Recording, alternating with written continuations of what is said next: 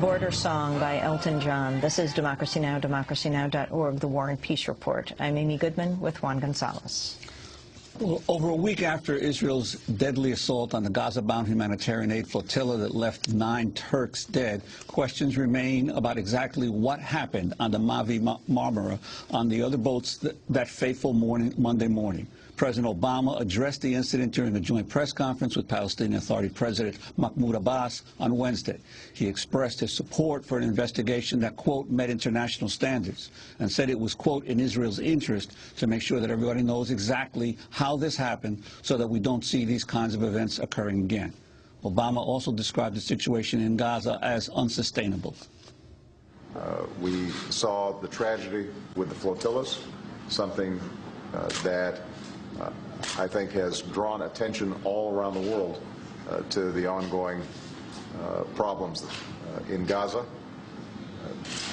As part of the United Nations Security Council, we were very clear in condemning the acts that led to this crisis and have called for a full investigation. And it is important that we get all the facts out. But what we also know is that the situation in Gaza is unsustainable. Well, Israel has refused to agree to an international investigation, has also tightly controlled the images of its naval raid on the flotilla, seized almost all of the photographic and video equipment of the passengers aboard the ship, also jammed all communications as they were raiding the ships. But a handful of people were successful in smuggling out some of their video and photographs. Yesterday, we brought you the Australian reporters with the Sydney Morning Herald. Kate Garrity had managed to get out some of her photos. We showed them, and you can go to our website online at democracynow.org.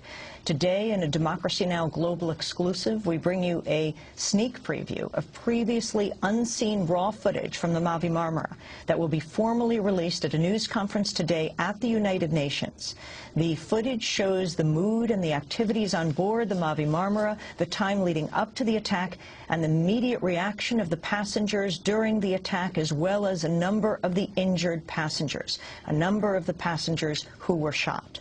For more, we're joined here in New York by filmmaker and activist Yara Lee.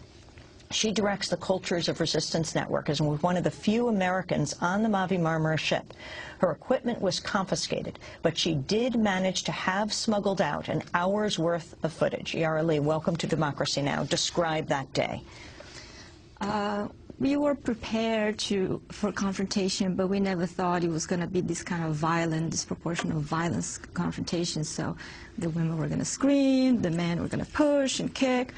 But when we saw commandos coming down the helicopter and all these Zodiacs full of Navy soldiers coming to surround, it was just, we had no words. And it started at 11. We noticed the 2 Navy Israeli ships. That's 11 p.m. Yes, 11 p.m. We were in the middle of international waters.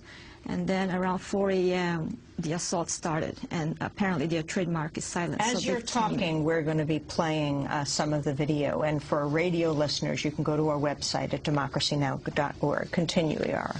And so the Zodiacs came and surrounded, and the helicopters had the commandos coming down. And it was chaos, total chaos. The women were told to go downstairs and stay quiet and calm. And, you know, I was very concerned about my cameraman, my friends, so I went up. And by the time I went up just to see what was going on, I already saw many injured and dead bodies. It was terrifying. In the media room, the journalists were trying to hide there. But at the end of the operation, we had all our equipment confiscated. During the raid, all the people had their cameras and videos, and but unfortunately, everything got confiscated. When you say you went up, that means that you were down in a lower deck before as the attack unfolded, and your cameraman was on an upper deck? Yes, everybody was roaming around, and everybody has their cameras and their video cameras, so everybody was documenting. It's just that nobody was able to bring the footage out or the photographs out. When you show the video of the helicopters above, and we're showing that now, we see that there is, and we can hear below the sound of an explosion. What was happening there? I I can't give you all the technical information about what is rubber bullet sound, what is, live ammunition, but obviously they came with live ammunition, and minutes afterwards we had the megaphone in our rooms, in every room in the ship, saying, stay quiet and calm, they're using live ammunition, there's no way we can resist, they are taking over the ship, just stay calm and don't resist at all, The other boats, they used rubber bullets and tear gas. They didn't kill people, but in our ship, they came to kill.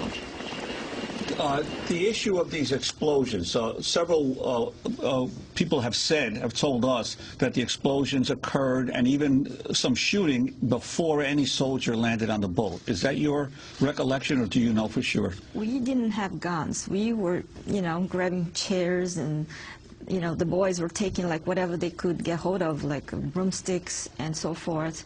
And it was just completely disproportionate, and the injuries and the dead people started happening very quickly, to the point that, you can see here in the footage, they managed to get hold of some Israeli soldiers, but obviously we were so brainwashed about non-violence as our methodology that we didn't kill any of the Israeli soldiers. We actually, when they got injured with the commotion, they actually got treated by our passengers. But the megaphone kept saying, we are civilians, don't use violence, and we have extremely injured people, we need medical help, because we were not prepared medically to take care of like dead people.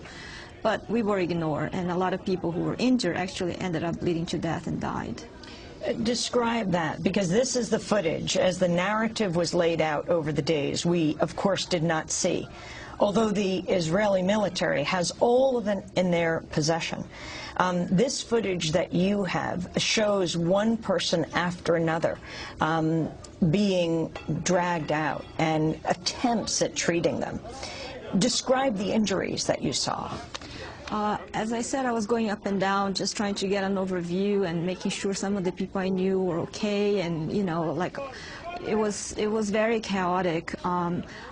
I just know that when they call us like a hate boat, this is insane, because obviously we were there to bring humanitarian aid to Gaza.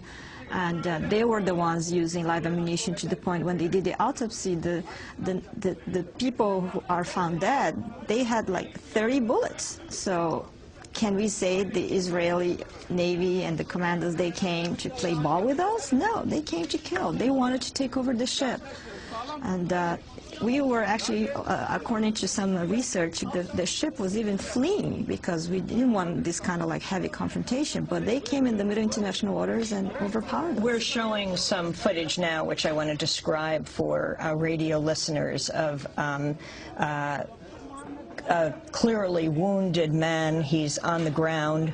He's been wounded in the chest, and they are trying to treat him on the ground of the ship.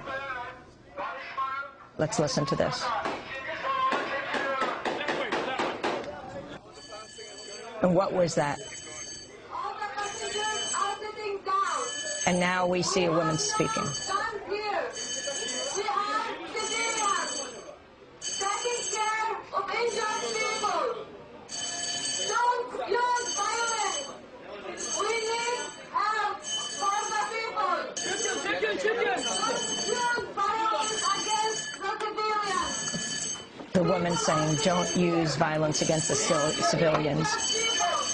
People are sitting. We have many injured people. Please don't attack. And that is the video footage.